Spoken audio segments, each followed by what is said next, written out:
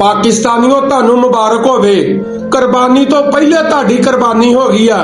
गरीबां वास्ते बिजली दा यूनिट 6 रुपये महंगा, संतकारां ताजरां वास्ते 24 रुपये यूनिट सस्ता, अमीरां नू 240 अरब रुपये दा फायदा ते गरीबां नू बिजली दीयां नंगियां तारां दे नाल टंग दिता, बल्कि लटका दिता।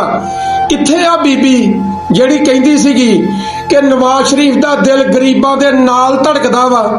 कित्थे आ मेरी भैन ਜਿਹੜੀ ਕਹਿੰਦੀ ਸੀ भी अज रात पेट्रोल दी कीमत वधी ते मियां साहब सारी रात रोंदे रहे?